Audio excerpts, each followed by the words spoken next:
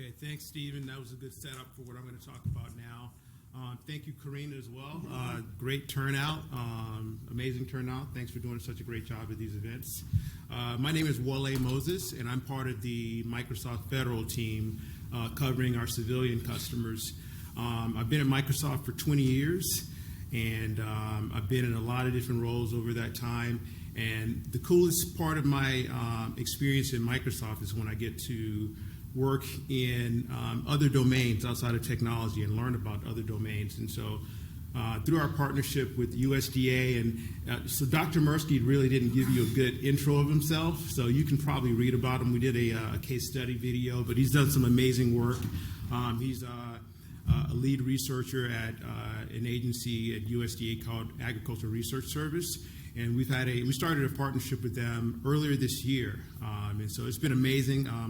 I didn't know much about sustainable agriculture or cover crops. I do now. And so this is the cool part of my role.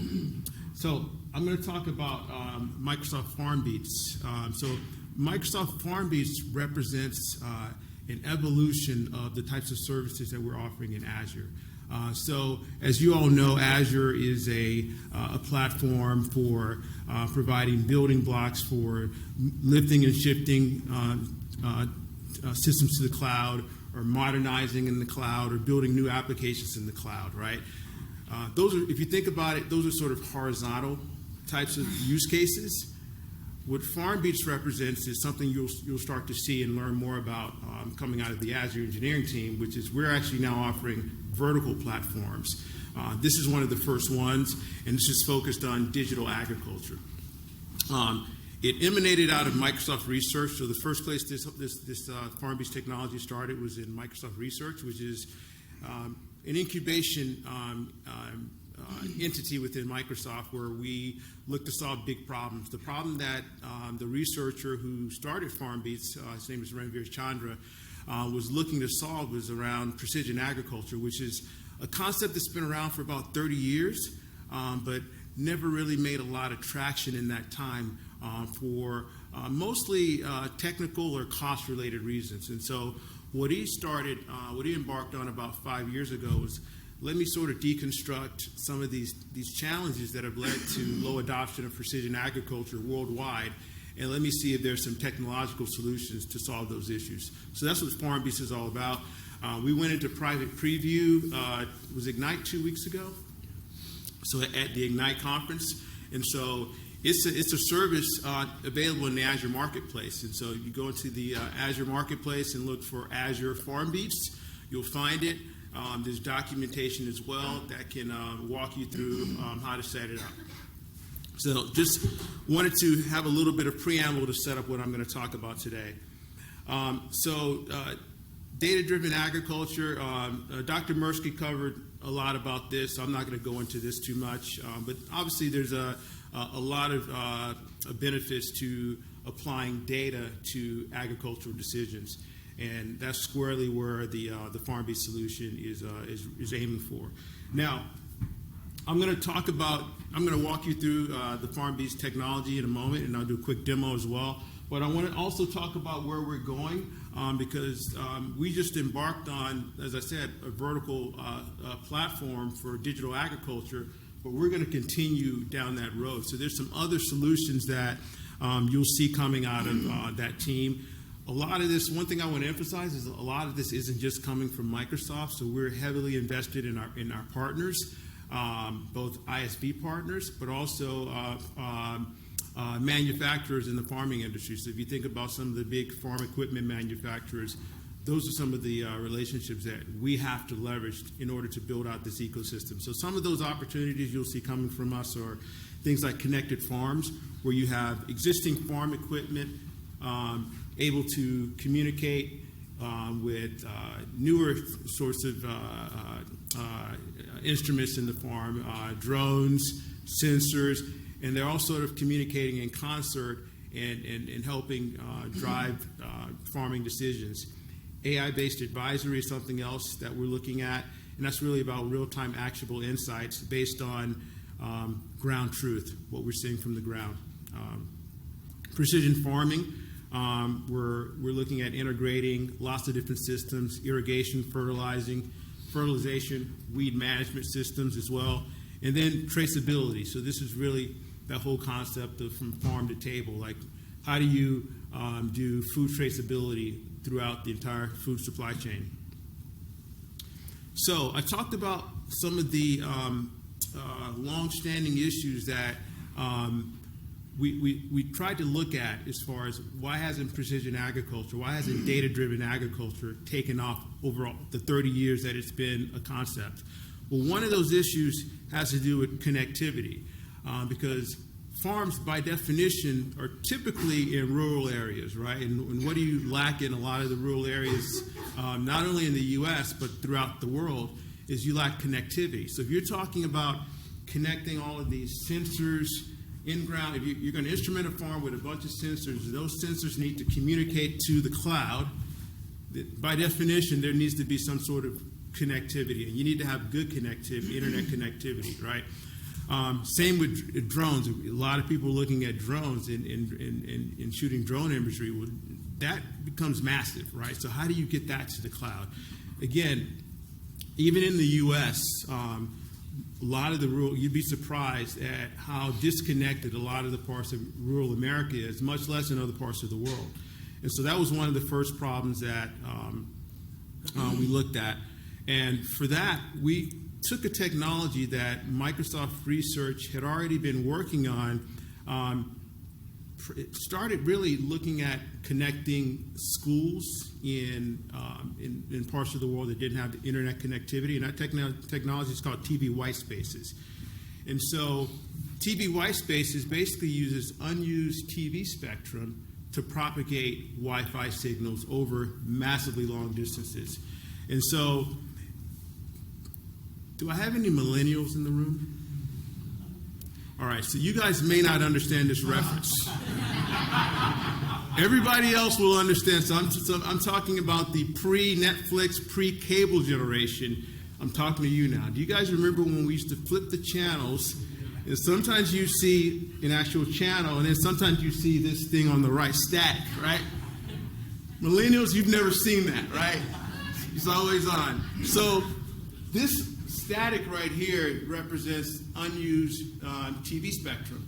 And so Microsoft lobbied the FCC over many, many years.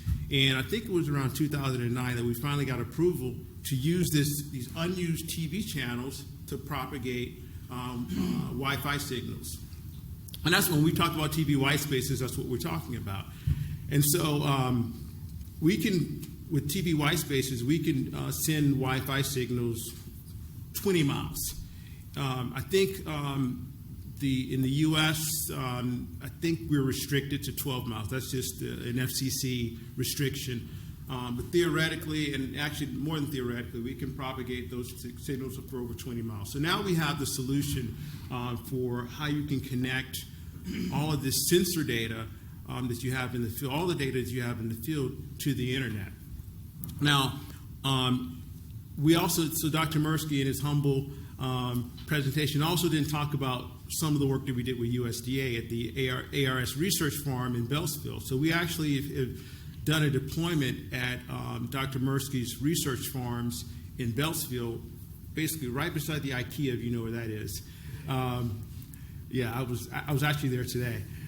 So right next to the IKEA, he has a bunch of research farms. So we've instrumented those with sensors, but we also set up TV white spaces for internet connectivity. The interesting thing about that implementation was paradoxically, so we're in an urban area. So Beltsville still is in the Washington, D.C. metro. So we actually only had one unused TV channel to use. I think it was like channel 54, channel 55. That was the only channel. So we had a lot of interference from the surrounding channels. So it was very difficult to set that up. But as I said, most farms, you don't have that problem. They have sparse TV channels that they're dealing with. And so you have tons of unused spectrum. So anyway, this is one part of the solution, of the FarmBeats solution. And we this is not part of the private preview. but it's something that's going to come a little bit later. And so basically the way it would work would be in the farmer's home or home office where that farmer has internet connectivity, their farm field could be 10 miles away. And if you think about this in terms of like if anyone has like a Wi-Fi repeater in your home, that's essentially the model. So on the farm field, we'll have a TV white spaces antenna, which is propagating a Wi-Fi signal. You're not connected to the internet yet. You're propagating a Wi-Fi signal. Those devices are connecting using that. They're riding on top of that Wi-Fi signal that we're using the TV white spaces spectrum for. And then you have a gateway which you connect to your real internet backbone. And then you can go to the cloud. Now, we have another component of this that Dr. Mirsky referenced around edge computing, so that you potentially don't have to go to the cloud at all. And that uses, Shelley talked about containers, that uses containers so that we can do everything offline, essentially. So our TV white spaces technology, I think sort of the brand name that we use is called Airband. This isn't theoretical, we've done deployments throughout the US and throughout the world. This slide sort of details some of that work that's happening. All right, so the connectivity was the first part of the first challenge that we were looking to solve with the FarmBeats technology. The second challenge was around, and this is a really big one, was around the cost, and Dr. Mirsky alluded to this, the cost of sensors. So if you think about a large farm field, if you want to actually do precision agriculture, that means you need to map that field for whatever you're trying to track, right? So if it's moisture, salinity, pH, nitrogen, whatever, you need to have enough sensors to be able to accurately create a map of what you're trying to measure. However, those sensors themselves are very, very expensive. And so the really, really cool thing that we did with FarmBeats is that we use machine learning to fuse satellite data, so existing satellite data, with ground truth. So what I mean by ground truth is we arrived at that by having sparse sensor deployment. So we don't need, let's say you needed 100 moisture sensors in a typical precision ag deployment. You might need just 10 sensors because we're fusing satellite data with that ground truth, that sparse sensor deployment, and now we're able to do some interpolation to figure out what's happening where we don't have sensors. So that's really the magic of the FarmBeats technology. And we get very, very accurate results with that. And so, that's the beauty of machine learning. That's the beauty of artificial intelligence applied to this use case around precision agriculture. So as I mentioned, we're fusing. We have a technique that we call sensor fusion that enables us to create those moisture maps. And so on the left side, this is what that farm field might look like to the human eye, but this is what it looks like with that fusion. In this case, we're detecting the moisture. So this is a logical view of the FarmBeats solution. So the FarmBeats solution is built in Azure. As I mentioned, it's an Azure marketplace offering.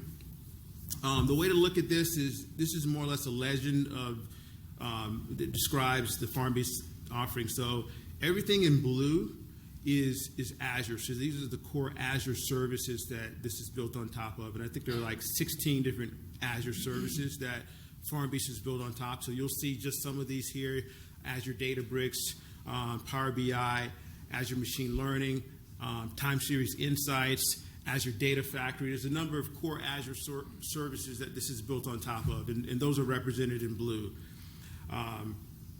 Everything in green is the actual FarmBeats technology that we built on top of the Azure platform. And there's really two different parts of the FarmBeats technology. So there's the FarmBeats Data Hub, which is really an API layer, right, used for ingestion, aggregation, and data normalization. And I'll show you that in a minute.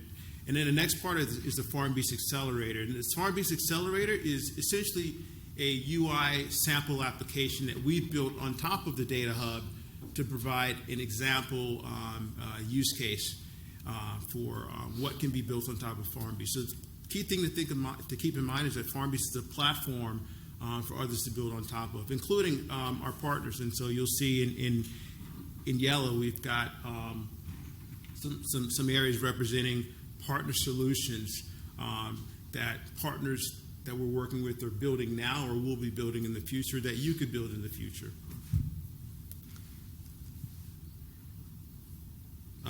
This is just a shameless plug for one of our visits to the Beltsville farm. Let me use my remaining time to do a quick demo of the technology, of the FarmBeats technology. So I talked about the different components of FarmBeats, two core components. The first one is the Data Hub, which is that abstraction layer for the API interfaces, right? And you'll see basically the different objects that we have in our object model here. So first of all, everything is represented as a farm. One thing I should have mentioned is that we call it FarmBeats, and I've talked about this solution in terms of farms, but it can actually be applicable to lots of other land management types of use cases. So this is actually not just focused or not just applicable to farms. We're actually working with U.S. Forest Service as well, a particular part of U.S. Forest Service that is looking to do disaster recovery after natural disasters and doing things like prescribed burns.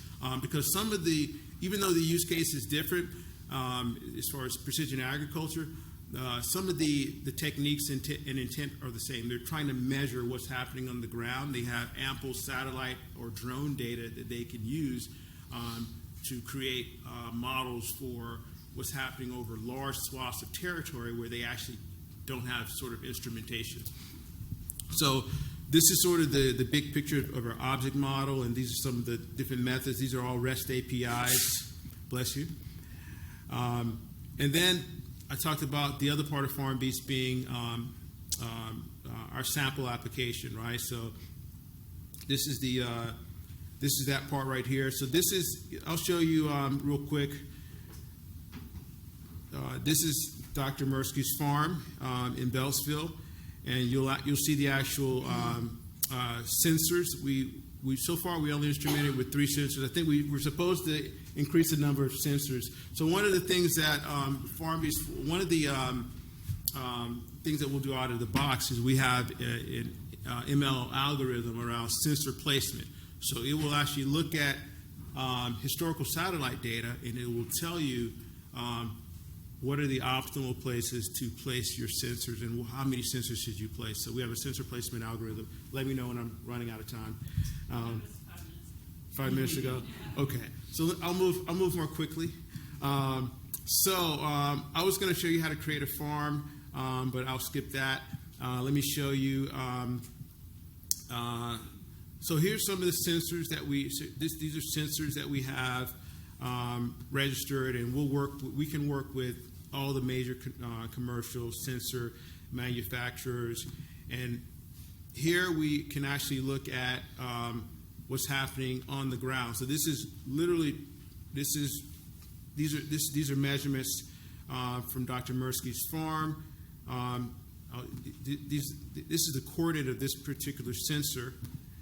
I'll do a search here in Google Maps. And you'll see in Google Maps where this sensor is. And this is where the sensor is. I saw this earlier. I don't know who these guys are. They're trespassing on your farm at some point. But anyway, this is the actual placement for that sensor.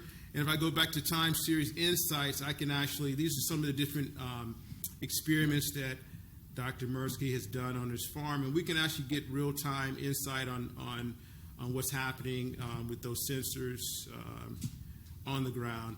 So I think I've run out of time, but it's a very exciting solution. It's something that is in public preview. You can have access to it. It represents the evolution of the types of services that we'll be offering in Azure now and in the future. Thank you very much.